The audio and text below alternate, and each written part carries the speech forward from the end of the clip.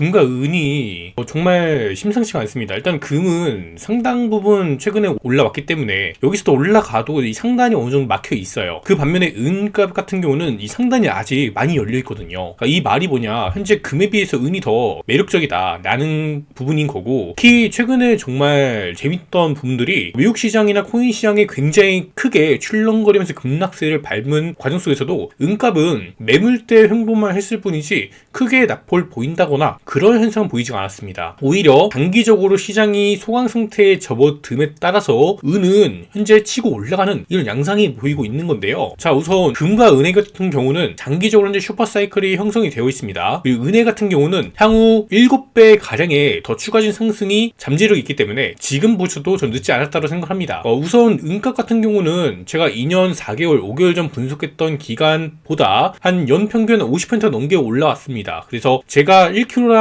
한 88에서 90만원 사이에 처음에 구입을 했었는데 그 현재 시세가 지금은 거의 190만원 가까이 조화됐었죠. 얼마 전에는 거의 220만원까지 조사됐습니다. 은값이 거의 2배 가까이 올라왔는데 그럼에도 불구하고 앞으로 약 7배 가량의 더 상승세가 나타날 수 있다는 거죠. 일단 은의 경우에는 사막용 수요가 앞으로 더 꾸준하게 증가할 수밖에 없고, 휴머노이드 로봇이나 또는 정밀한 고품질을 요하는 산업 분야에서의 사용처가 증가할 수 있습니다. 특히 이제 중앙은행의 가치 저장용 수요가 꾸준히 증가세를 밟고 있고요. 이제 개인들로 투자용으로 구입하는 측면들이 수면 아래에서부터 점진적으로 올라오고 있는 현상들이 나타나고 있는 거죠. 은 같은 경우는 JP모건이 굉장히 많은 실물 포지션을 들고 있었는데 1억 5천만 트리온스에서 2년 전에 한 1억 3천만 트리온스로 감소를 했고, 그러니까 이 실물 매집 같은 경우는 거의 다 끝났다는 거죠. 2년 전에 제가 그때 당시에 JP모건 매집 다 끝났고 이 모건이 이 숏포지션을 구축하는 것과 은값의 상승은 이젠 전혀 상관없다. JP모건이 숏포지션 구축하는 거는 리스크 해칭을 차원에서, 그러니까 실물 많이 갖고 있잖아요. 실물 보유량에 대한 리스크 해칭 차원에서 숏포지션 구축할 가능성이 있다. 이렇게 말씀을 드려왔고, 2조 가량 되는 규모의 JP모건의 이 청산이 나타나고 있었습니다. 다시 한번 이 숏포지션 구축하고 있지만, 반면 이 블루라인 섭 딜러들의 상승에 대한 베팅이 굉장히 강력하기 때문에 이 금은 현재 좀 축소하고 있거든요. 반면에 은은 올라가고 있습니다. 이런 현상들이 은값의 상승의 징후 중에 또 하나가 되겠고, 다방면으로 현재 은이 올라갈 이유들은 정말 많이 있습니다. 특히 장기적으로 올라갈 이유들 정말 많이 있죠. 이제 개인들의 투자용 수요도 점진적으로 올라가고 있잖아요. 이제 우리만 하더라도 은에 대해서 크게 관심이 없던 사람들조차도 이제 금이 많이 올라가니 이제 은이라도 조금 비축해야 되지 않을까라는 생각들이 생각보다 많이 증가한 것 같고, 이런 자금들이 현재 증가하면서 결국 은의 공급도 어느 정도 한정되어 있는데, 은의 전체 총량도 한정되어 있는데, 그 반면에 이 수요가 들어오니 가격이 더 올라가도 매수를 하니까 가격이 더 올라갈 수 있는 좋은 환경이 조성이 되는 거죠. 그리고 이제 금 같은 경우는 은이랑 금이랑 지난 2년 한 4, 5개월간 같은 퍼센티지의 상승이 나왔었어요. 그런데 사실 이 금도 많이 올라갔잖아요. 이제 최근 이제 올라간 이런 2016년도부터 금값은 올라갔고, 은가 같은 경우 2022년도 10월달 제가 처음 분석한 시점부터 올라가기 시작을 했습니다. 그러니까 금 같은 경우 어떻게 보면 슈퍼사이클이 2016년도부터 시작을 했다라면은 은 같은 경우는 슈퍼사이클이 2022년도부터 시작을 한 게 된 거예요. 그러니까 이러한 기간적인 특징 때문에 최근 2년간의 상승률이 동일했어도 이게 실상 뜯어보면은 은값은 이제 오르기 시작했기 때문에, 그래서 금보다는 앞으로 더 올라가는 게 맞는 거죠. 최소한 6년 가까이 지금 은이 많이 저조했기 때문에, 금보다 은이 6년 가까이 저조했기 때문에, 그래서 이게 이제 은값이 앞으로 따라갈 일밖에 없다. 더 많이 상승한다는 거죠. 이 6년치에 대한 거를 반영이 되면서 나타나는 시장이 향후 우리가 4에서 5년 기간 동안에 발생될 가능성이 매우 높아진 시장입니다. 그래서 현재 이 현상들도 그렇지만 시장 자금들을 몽땅 흡수하고 있는 현상들 발생이 되고 있습니다. 그러니까 현재 미국 시장 급락하고 코인 시장 등락폭 커지면서 최근에는 알트코인 마이너스 80%도 뜨고 이런 현상들이 발생이 되었어요. 그러한 자금들이 현재 결국 차익 시장에 내고, 위험하잖아요. 너무 위험하잖아. 위험하니까 위험한 자금들을 판매했던 게 이제 안전한 자금으로 가야 되는데, 그게 첫 번째로 이제 많은 이런 대형 자금이나 개인들이 생각할 수 있는 게 미국 채권 시장이죠. 채권 시장도 마찬가지로 최근에 금리가 꽤나 많이 높았기 때문에 이 기간 프리미엄이 높았어갖고 이제 구매로서의 매력도 어느 정도 있어갖고 소폭 이제 채권 금리가 경기 둔화 리스크에 반영되면서 낮아졌다라면은 이제는 최근 좀 많이 내려왔기 때문에 이제 채권 시장보다는 금과 은이, 특히 이제 은이 더 이제 매력적으로 다가올 요인들이 많이 있는 거예요. 거예요. 일단은 시장의 자금들이 점차 줄어들고 있는 건 맞고, 그 자금들이 어디론가 이동을 하는데, 첫 번째로 이제 갈 수 있는 시장인 채권 시장. 채권 시장도 한정적일 수밖에 없다는 거죠. 지금 시장에서는. 왜냐, 이 물가에 대한 위험성이 올라왔기 때문에 그런 거고, 그러면은 이 물가에 대한 위험과 경기 둔화의 리스크 두 개 다 커버할 수 있는 게 어떤 자산이냐? 결국 장기적으로는 은이 될 수 있다는 거예요. 그래서 현재 은이 굉장한 이러한 구매 이력을 받을 수 있는 그런 구간이 되겠다, 이런 말씀을 드려보도록 하겠습니다. 자, 그래서 일단은 이 금도 은도 정말 좋은 움직임들을 받고 있는 이런 과정 속에 있는데요. 일단은 뭐 금 같은 경우는 딱히 시장 자체의 영향력을 많이 받지는 않는 것 같습니다. 전체 시장 자금이 좀 뭐 타이트해지고 좀 악재가 터지더라도 금은 그거에 미치는 영향이 굉장히 적어요. 이 과거에도 보시면 지난 이제 NK 트레이드 청산 이슈 나올 때도 이 정도 하락한 게 이제 끝이었어요. 다시 올라갔잖아요. 이러한 부분들, 와 진짜 금은 진짜 짱이다, 최고다, 미국 시장 한번 흔들리면은 어제 마하네 뭐하네 이렇게 얘기 나오는데, 반면에 금 같은 경우는 그런 얘기들로 안 나와요. 뭐 이제 NK 트레이드 청산이 터져도, 뭐 경기 침체 우려감이 터져도 뭐 일시적으로 이런 조정만 받을 뿐이지, 횡보할 뿐이지 결국 다 올랐다라는 거고, 마찬가지 현재도 그렇습니다. 더 올라가더라도 이제 이 상단도 지금은 많이 이렇게 열리진 않습니다. 금 같은 거 단기적으로는. 장기적으로는 뭐 이제 7,500불까지 간다를 보지만, 이제 우리가 이번 시즌에서 올라갈 수 있는 이 상한이 3,200 정도로 저는 제한이 되어 있다고 생각을 하고 있습니다. 예, 이런 과정 속에서 이 금보다는 은이 조금 더 매력 있다라는 걸 이제 설명드리는 거고요. 그래서 일단은 금은 최근에도 이제 미국 시장 굉장히 많이 출렁거렸었어요.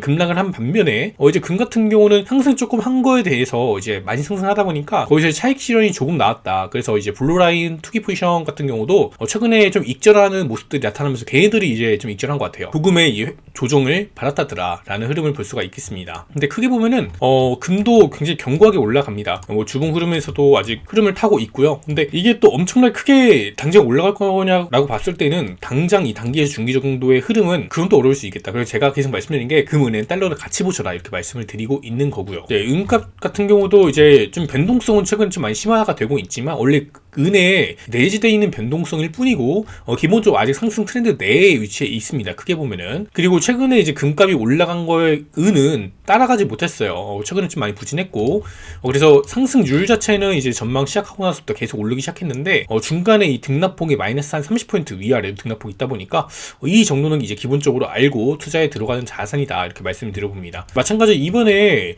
좀 한번 수급을 받으면 은도 한번 시세적으로 좀 잘 분출이 될 수 있을 이런 잠재력이 있다라고 보고 있거든요. 일단은 뭐 흐름이 깨지지가 않았습니다. 이제 깨지려고 하다가 바로 이제 이번 주 다 말아 올린 캔들을 보실 수가 있고, 뭐 특별하게 뭐 지표가 진짜 극단적으로 나오지 않는 이상은 흐름을 이어나갈 가능성이 상당히 있다, 이렇게 바라보고 있습니다. 그래서 오늘 이제 메인 주제를 조금씩 이제 말씀을 드려보도록 할 텐데요. 우선은 은이 지금 이제 100% 올랐습니다. 이제 미국 시세로만 했을 경우에 82%인데, 뭐 국내 프리미엄이나 환율이 올라간 것까지 반영을 했을 때 100% 조금 넘게 2년 가까이, 2년 한 4개월 5개월 가까이 올라갔다, 이런 흐름을 볼 수가 있겠죠. 굉장히 좀 좋은 성과를 낸 자산이었습니다. 네, 앞으로가 더 많이 기대가 되는 자산 중에 하나가 이제 은이고요. 저는 그래서 이 금과 은 시장이 앞으로 우리가 투자 포트폴리오에서 반드시 편입이 되어야 된다고 생각을 하고 있고, 근데 이게 단순히 다른 시장과의 같이 참여하시는 분들은 이 포트폴리오 편입에 대한 관점을 보시고, 아예 나는 안전하게만 갈 거라고 하시는 분들은 그냥 금과 은 이것만 보셔도 저는 무관할 정도로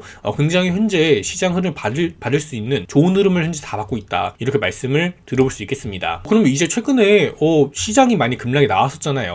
왜 이게 금이랑 은이 버텼을까요? 이런 부분들이 정말 여러분들도 궁금해하실 거라 생각을 하고, 저도 굉장히 이 생각을 많이 하고 있습니다. 요즘에 왜 이런 흐름이 특정 시장에선 급락세가 나타나는데 반면에 금이랑 은은 이렇게 잘 버텨줄까, 이러한 생각이죠. 왜냐면은 이 결국 은은 산업용 수요도 반이란 말이죠. 금도 마찬가지로 산업용이 10% 정도 됩니다, 전체에서. 그리고 중앙은행이 약 15%에서 한 20% 정도 차지하고, 그리고 한 절반 이상이 이제 개인들의 귀금속적인 수요나 또는 투자용이나 이런 쪽으로 해서 개인이나 기관이나 아니면 다양한 자산군에서 있는 그러한 특성을 보이고 있는 이런 자산이다. 그래서 금 같은 경우는 거의 대부분이 가치 저장으로서의 사용이 된다면은, 은은 산업용이 절반인데, 그럼에도 불구하고 이 경기 둔화 리스크가 미국 시장에 나타났음에도 자체도 현재 상승 흐름을 받고 있다라는 부분인 거죠. 자, 그래서 한번 일단 보면은 첫 번째로 일단은 금 최대 생산 업체 중엔 하나인 베리골드는 연간 금 생성량이 이렇게 감소한 그래프를 볼 수가 있겠습니다. 5분의 1 가량 현재 감소한 이런 데이터를 볼 수가 있겠고요. 반면 이제 은의 최대 생산국 중 하나인 멕시코와 페루의 은 생산량은 절반으로 감소했습니다. 이제 금은 5분의 1, 이제 멕시코와 페루의 은의 이제 생산량은 절반 수준으로 감소했다. 이런 흐름을 볼 수가 있겠는데, 그러니까 전체적으로 보면은 이 공급 물량을 감소하고 반면에 수요는 이제 꾸준히 들어온다라는 거죠. 산업용 수요 부분에서 이제 금이 이제 기초통화 역할을 할 때가 이제 왔다라는 대해서 이제 금과 은이 올라갈 수 있는 굉장히 잠재력이 높아진 상황인 거죠. 근데 기초통화라고 해서 전체를 다 빼앗아 오는 그런 형태는 아니고요. 예를 들어서 전체 100% 중에서 국가 간 결제를 사용하는 데 있어서 한 20% 이상 점유율을 가져올 수 있을 잠재력이 있지 않을까라는 생각이 듭니다. 20% 정도의 이 흐름만 가져오더라도요, 현재 금과 은 시세에서 곱하기 두 배는 저뜬히 올라갈 수 있다고 생각이 들기 때문에, 그래서 이런 요인들이 정말 금, 은에 장기적으로 올라갈 수 있는 배경이 되겠다, 이런 말씀을 드려봅니다. 우선 오늘의 메인 주제입니다. 미국 시장이 하락을 했어요. 최근에 많이 하락했습니다. 거의 2주 가까이 굉장히 많이 밀렸는데, 그럼에도 불구하고 금과 은에는 오히려 리밸런싱으로 되는 형태로 수급이 들어오고 있다라는 부분인 거죠. 우선 이 베센트 미국 재무장관은 채권 시장 개입을 계속 하고 있습니다. 어제 장기물 발행 물량이 증가할 것으로 지난해부터 계속 예상이 되었습니다. 채권 시장에서. 그러나 현재 이 베센트 재무장관은 장기물 공급 물량을 직전 연도와 동일하게 유지를 하고, 현재 단기물에서 리파이낸싱 되는 게 중기채로 바뀌고 있습니다. 그래서 이 T 노트로 바뀌고 있는데, 이 장기물 공급량은 직전 연도와 동일하고 전년도에 옐런이 발행한 만기가 도래하는 단기채 리파이낸싱 과정에서 더 싼 값에 현재 채권을 발행하려고 채권 10년물 금리, 단기물에서 중기물까지 금리를 낮추려고 하는 이런 부분들이 현재 존재했습니다. 그래서 이러한 개입을 최근에 한 2달간 계속해서 언급을 했습니다. 뿐만 아니라 이제 물가도 안정될 수 있다. 2% 연준이 말하는 2% 물가 안정을 가능할 수 있다. 이런 얘기를 했어요. 그러니까 이게 왜 중요하냐면, 결국 금리 인하에 대한 되게 중요한 단서가 첫 번째로 되겠고, 두 번째는 결국 이 미국 국채 시장 현재 36조 2천억 달러에 해당하는 이런 미국 국가 부채, 이런 거에 대해서 만기가 도래하면은 결국 원금과 이자를 돌려줘야 되는데, 그 돌려주는 과정이 돈이 없으니까 다시 재발행하는 거, 채권을 재발행하는 겁니다. 재발행하는 과정에서 채권 금리가 과거에 비해서 현재 되게 많이 올라갔잖아요. 그래서 이 높아진 금리에 따라서 다시 만기에 도래했을 때 이자를 지급해줘야 되기 때문에, 이런 부담들 때문에 이제 현재 시즌이에요. 지금 도래하는 시즌인데, 그거를 최대한 비용을 적게 낮추기 위해서 이 금리를 현재 컨트롤하려고 하고 있다 라는 부분이었죠. 최근까지 흐름입니다. 그래서 최근 입찰 부진이 올해 초를 들어서도 나타났었지만, 미국의 경기 둔화 우려가 현재 시장에 주목받으면서 단기적으로 이제 베센트 재무장관과 미국의 경기 둔화의 우려감, 이 두 가지 부분이 채권 수요에 견인되는 흐름을 받았었습니다. 근데 현재 중요한 게 뭔지 아세요? 이 경기 둔화도 정말 중요한 부분이 되겠지만, 결국 인플레이션이 현재 낮아지지 않는다라면은 이게 이 베센트 재무장관이 말하는 것처럼 안정화될 수 없다라는 것입니다. 그리고 트럼프의 이제 관세 정책이 계속 이제 점진적으로 격양되고 있죠. 그래서 뭐 중국도 관세 부과한다 이런 얘기도 하고, 이게 계속 매일매일 이런 관세 정책에 대한 부분들이 바뀝니다. 이제 멕시코와 캐나다한테 25% 관세, 이제 어제부터 이제 실행을 다시 했는데, 이런 해당 부분들이 다시 조금 완화적으로 바뀔 수 있어 라는 찌라시도 돌고 있고요. 그러니까 전반적으로 이 관세 정책이 매일매일 순간적으로 바뀌어버립니다. 뭐 새벽 시간대로 바뀌기도 하고요. 그래서 아침에 일어나 보면 세상이 변해 있어요. 지금 같은 경우는. 근데 이제 트럼프와 이 미국이 지금 원하는 게 뭐냐면, 재정 적자가 심해요. 그래서 베센트는 재정 적자를 조금 해소하기 위해서 이 정보 효율 부서의 도지, 일론 머스크도 마찬가지로 재정 적자를 좀 축소하려고 이런 정책을 펼치고 있는 겁니다. 재정 적자 축소. 그리고 트럼프 같은 경우는 이 무역 적자를 해결하려고 해요. 근데 제가 워렌 버핏의 얘기를 제가 어제 영상으로 제작해서 올려드린 바가 있는데, 워렌 버핏이 말씀하셨던 것처럼 이 무역 적자를 해소하는 과정 속에서 이 관세, 상호 간의 관세 정책은 결국 이게 소비자들이 부담하게 됩니다. 이게 뭔 말이냐? 재정 적자를 해소하기 위해서 우리 채권 발행 막 해버리잖아요. 돈을 막 그냥 찍어버리는 거야, 그냥 돈을. 뭐 우리나라도 보면은 10년 동안에 원화 통화량이 2배 증가했어요. 이 전 세계적으로 통화량 증가한 게 수직으로 매해 올라가는데, 매년 한 6%, 8% 이렇게 증가하다가 뭐 경제 위기 나오면은 갑자기 20%뭐 이런 식으로 통화량 자체가 증가합니다. 근데 이게 통화량이 증가하는 결국에 이 국가가 세금이 원활하게 돌지 않으니까 이거를 세금을 더 걷어들이려고 할 수 없잖아요. 결국 이거 나라를 더 살려야 되는데, 그러니까 이 국가에서 할 수 있는 최선책이 이게 재정을 더 많이 풀어갖고 지금 이 적자를 키우는 겁니다. 그 국가의 적자가 커지는 거예요. 이 만기에 도래할 때마다 이 국채 이자가 올라가다 보니까 이 되게 미국이라는 국가 자체에서 이 리스크가 굉장히 커진 거죠. 그래서 이런 부분들을 지금 단기적으로라도 조금 완화시키기 위해서 이러한 노력들을 하고는 있으나 이제 트럼프 취임 이후부터 이게 실상 일시적으로 나타난 효과일 뿐이지 장기적으로 가능성이 굉장히 떨어집니다. 왜냐면은 실상 이거를 하는데 진짜 필요한 부분들, 막 공무원 일자리 해고를 하든가 아니면은 기업들이 지원해줬던 거를 이제 지원을 안 해준다던가 삭감 많이 해버린다던가 이런 부분들이 있죠. 그런 거를 축소를 해버린다는 거예요. 그리고 사회 보장 프로그램, 막 우리 아프거나 아니면은 보험료 많이 내고 이러잖아요. 미국은 보험료가 엄청난데 그런 부분들 이제 지원해줬던 것도 다 끊어버리고, 그러니까 이렇게 되니까 사람들이 어떻게 돼요? 어려워지잖아요. 더 어려워지는 거예요. 그러면은 결국에 이게 경기 둔화, 침체를 유발할 수 있게 되는 거예요. 근데 침체만 유발되는 게 아니라 이 무역 적자가 있잖아요. 이걸 해소하려고 하고 있습니다. 무역 적자를. 이거를 해결하기 위해서 지금 결국에 최종적으로 상호 간의 관세를 부과하게 되면은 물가가 올라가면 물가가 이게 한쪽이 일방적으로 공격을 하는 게 아니라 미국은 중국한테 공격하고 중국도 미국한테 공격하고, 이제 미국이 멕시코 캐나다를 공격했으면 멕시코 캐나다도 같이 이제 관세를 공격하고, 이런 식으로 상호간에 양자간에 이렇게 관세를 부과하다 보니까 최종적으로 그냥 글로벌 경제 자체가 서로 이 물가가 올라가는 그런 형태를 나타낼 수가 없는 거예요. 물론 이렇게 장기화가 되면서 서로 이제 굳이 무역을 하지 않아도 스스로 다 해결할 수 있는 그러한 구축을 다 하면, 공급망을 다 구축하면은 어느 정도 이게 좀 부담이 적어지겠으나, 일단 지금 구간에서는 그게 아니라는 거죠. 결국 이 무역 적자를 해소하는 과정 속에서 해소가 일단 안 되는데 해소를 하려고 하고 있는데, 해소가 되는 과정 속에서 소비자한테 최종적으로 부담이 된다. 그러면 소비자는 이 물가에 대한 압력이 첫 번째로 받고, 그리고 재정 적자에 대해서 채권 발행이 되고 통화량도 많이 풀리는 통화 증가가 받습니다. 그럼 두 가지, 결국에 이 상품 물가도 올라가고 상품 서비스 물가도 올라가는데 이 통화량 자체도 같이 증가하니까 어떻게 됩니까? 그러니까 이게 새로운 세금의 형태예요. 세금. 이게 현재 관세 정책이 결국 우리 개인에게 부과되는 세금의 새로운 형태다, 이렇게 보시면 됩니다. 그리고 일반적으로 내는 세금과, 그리고 통화량 증가해서 내는 세금과, 그리고 이렇게 무역을 함으로써 이 상품과 이 서비스와 엄청나게 많은 이 물가가 올라가는 그런 부분들의 세금이 더 추가가 되었다라고 보시면 됩니다. 그러니까 이게 실상 이 미국을 위해서라고 하지만, 어떻게 보면 트럼프가 하는 정책이 미국 전체를 위한 게 아니라, 물론 장기적으로 보면 미국 전체가 위한 게 될 수 있겠죠. 근데 일단 고통스러워야 된다. 이 고통을 같이 나눠 갖자, 이렇게 지금 하는 정책인 거예요. 그러니까 이러한 정책을 펼치면 결국 여러분들 핵심은, 근거 안에 올라간 핵심은요, 결국 이렇게 인플레이션이 발생되면은 결국 통화 가치가 낮아지잖아요. 점점 낮아지는 거예요. 이거를 현재 사람들 보호하기 위해서 결국 금과 은의 수요 견인으로 갈 수가 없더라, 이게 핵심인 거고요. 그리고 현재 재정 적자 부분들로 인해서 이 국채금리 좀 낮추려고 인위적으로 개입을 하고 있는데, 이것 또한 물가가 올라가다 보니 결국 국채금리에 더 많은 이자를 요구할 수밖에 없어지고, 그래서 이게 현재 주식시장이 급락으로 이제 차익시장이 되고, 이런 자금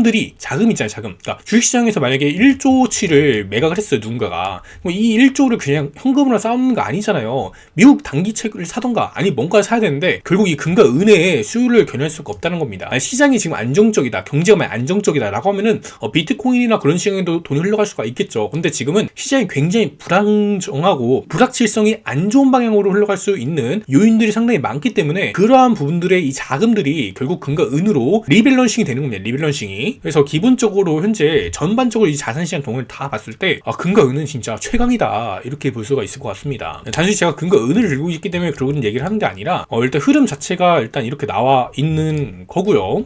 그래서 이제 그런 자금들이 조금 더 안정적인 보수적인 자금, 이제 엔화로서 가거나 아니면 달러, 현금화로 일시적으로 이렇게 들고 있는 수요가 나타나거나, 또는 아니면 금과 은으로서 자금이 몰리고 있기 때문에 시장이 최근에 급락을 받았음에 불구하고 금과는 생각보다 굉장히 견조하게 흐름이 나타났더라라는 모습을 볼 수가 있겠습니다. 근데 이제 트럼프의 관세 정책과 통화량 증가는 인플레이션 상승 압력을 일으킬 수가 없죠. 소폭 낮아진 채권금리에 이 매수 선호 심리가 감소할 가능성이 높아지게 된 겁니다. 그리고 이제 채권 시장으로 어느 정도 자금이 흘러 들어갔던 게, 이제 트럼프 관세 정책이 실질적으로 이제 이제 영향권에 들어왔고 이게 물가의 상승 압력이 올라갈 거다라는 이런 전망치들이 생각보다 많이 나와 있습니다. 해외에서는 글로벌 IB에서 나온 자료들 많이 있고요. 이제 그러한 물가가 앞으로 높아진다라는 걸 팩트잖아요. 제 생각이 아니라 팩트입니다. 이거는. 그리고 이 물가가 올라간다는 거에 대해서 결국 올라가면은 채권의 구매력이 하락을 합니다. 이 인플레이션 때문에. 그래서 이 선호10년 감소할 가능성이 매우 높기 때문에 이걸 지키고자 하는 자산, 전통적인 자산, 금과 은이다. 특히 금이 최근에 많이 올랐기 때문에 그게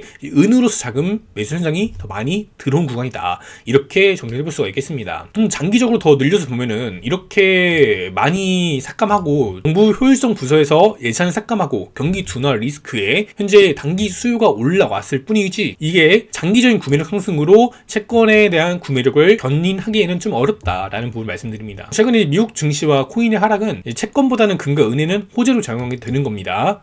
상대의 적응이 자산 간의 비교해서 말이죠. 그래서 연내 금리나 폭이 생각보다 적을 가능성이 존재하고요. 금리 동결 리스크도 함께 현재 존재해 있는 상태이기 때문에 미 채권보다 안전한 금과 은으로 몰리게 될 가능성이 높습니다. 그리고 최근에 물가가 단기적으로는 괜찮아요. PC가 예측치를 부합했기 때문에 물가는 서서히 올라가지만 이게 단기적으로는 일단은 부합한 데이터를 받고 현재는 이것보다는 경기 둔화에 대한 우려감이 이제 금요일에 발표되죠. 비농업과 실업률 데이터 발표 있고 이러한 요인들이 조금 더 앞서 있는 상황에서 시장이 발작하는 자금들이 이탈되면서 이제 금과 은으로 현재 몰리고 있다라는 부분인 거죠. 결국 이 베센트의 재무장관이 미국 재무장관이 말하는 2%에 대한 인플레이션 안정화 발언이 이게 이렇게 낮아져야 되지만 이거 사실 예전에 지난해 연준이 말했던 물가가 안정되고 있어 이렇게 얘기한 거 똑같습니다. 희망사항을 얘기하는 겁니다. 얘들은 결국 이 정책 이반자들은 이 시장의 불안감을 잠재우기 위해서 어떠한 말이든 할 수 있어요. 최대한 낙관적으로 얘기를 합니다. 그런 시나리오가 현재 2% 인플레이 안정화 발언인 거고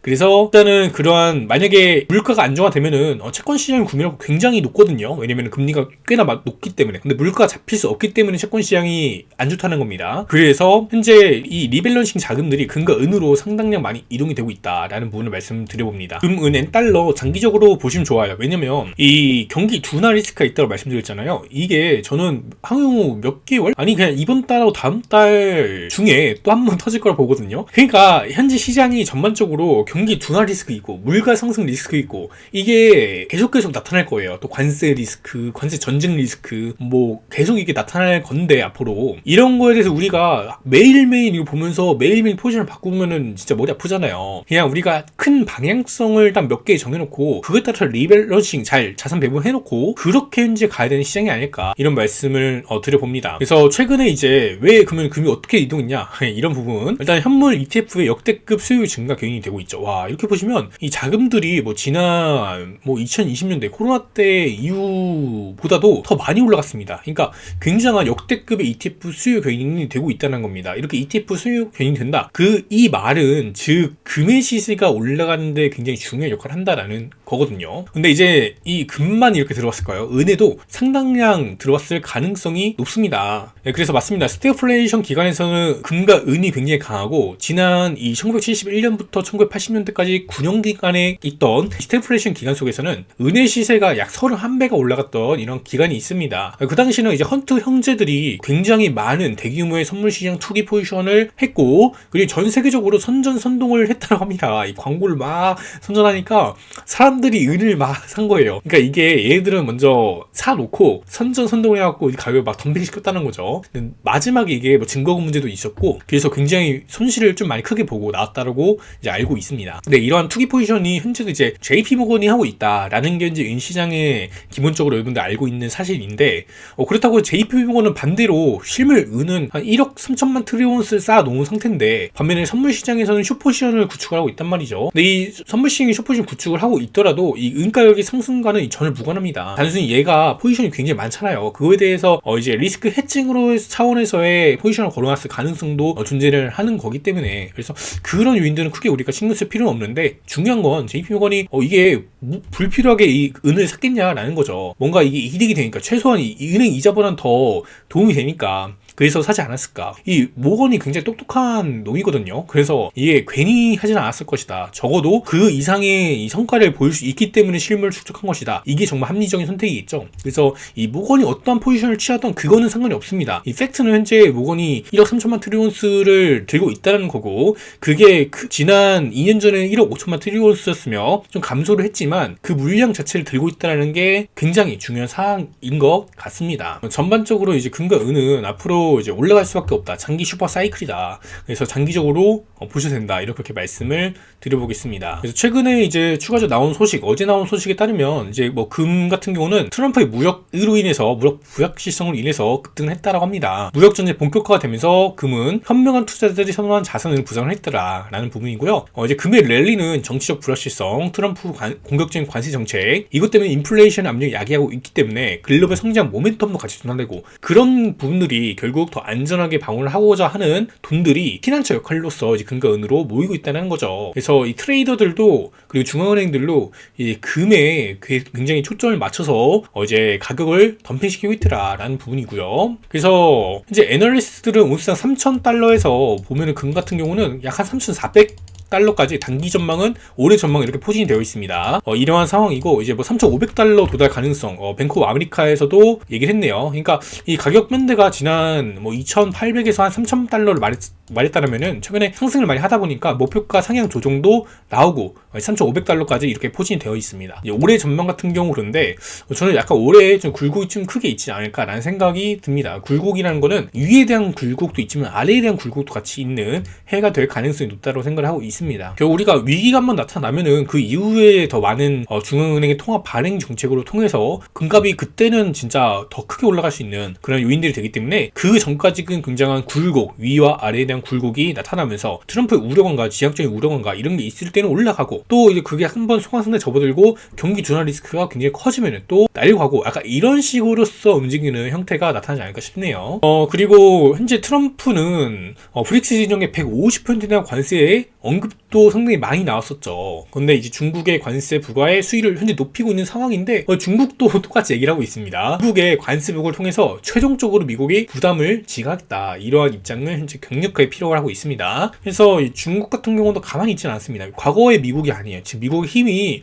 굉장히 좀 많이 빠졌습니다. 이 중국의 힘은 점진적으로 올라가고 있는 반면에 미국은 조금씩 빠지고 있는데, 여전히 미국의 그 세계 최고의 국가는 맞지만 이렇게 힘의 균형이 조금씩 이게 맞아진다라는 부분들이 중국도 대항할 힘이 과거보다는 좀 많이 생겼다라는 부분을 말씀드리고 싶고요. 뭐 중국도 요즘에 굉장히 공격적인 통화 정책을 실시합니다. 뭐 지난해 거의 4천조 이상의 돈을 팽창을 했고요. 이제 올해 같은 경우는 보면은 4조 4천억 위안, 약 우리나라 하나로 800조 이상의 자금을 더 유동성을 풀 계획이다, 이런 얘기들이 나오고 있습니다. 2023년도부터 한창 부동산 경기 둔화에 대한 이슈들이 나왔습니다. 중국 같은 경우는 그걸 해결하기 위해서 매해 돈을 풀고 있어요.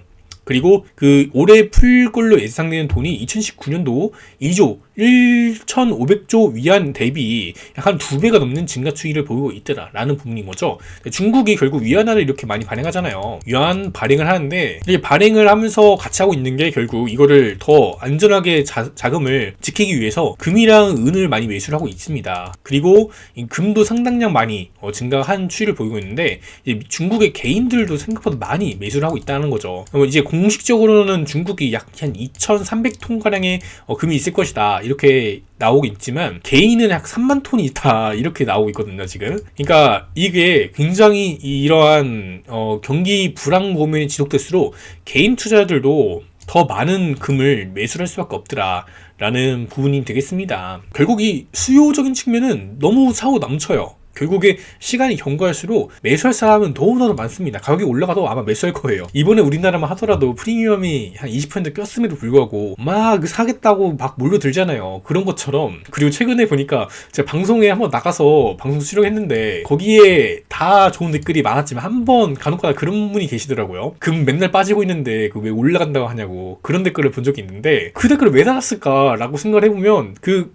프리미엄 거의 20% 넘게 꼈을 때 그때 무리 무리한 게 아닌가 그분은. 그래서 최근에 많이 빠져갖고 물려있는데 이거 어떻게 해야 되냐, 왜 올라간다고 하냐, 그렇게 이제 좀 하소연하는 것 같았습니다. 근데 저는 잘 보면은 올라갈 때 사라고 한 적 없습니다. 항상 쌀 때 이제 좋다라고 사라고 했지 올라갈 때 사라고 한 적 없어요. 약간 그런 부분들도 있더라. 그래서 이게 프리미엄 있을 때 굳이 살 필요 없습니다, 여러분들. 앞으로도 똑같아요. 프리미엄 있을 때는 이거 좀 많이 들고 있는 사람 같은 경우 언제 조금 정리할까, 그런 생각은 할 수는 있어도 이걸 더 산다라는 거는 프리미엄 있을 때는 굉장히 비합리적인 선택이 될 수 있다는 거죠. 비이성적이다. 맞습니다. 금은 투자 인내심 있는 자가 승리합니다. 인내심 없으면 올라갈 때 맨날 사고 떨어지면은 이거 떨어졌는데 어떡하지 맨날 이러다가 다시 올라가면 와 다행이다라고 하는데, 만약에 또 떨어졌을 때 또 파는 분들도 계세요. 떨어졌을 때 팔고 올라갔을 때 사고, 그러면은 생각보다 어려울 수 있겠다. 이 기간적으로 오래 걸린 자산인데, 그래서 장기적인 보유를 해야 되는 자산이다, 이런 부분이 되겠죠. 인내심 정말 중요하다.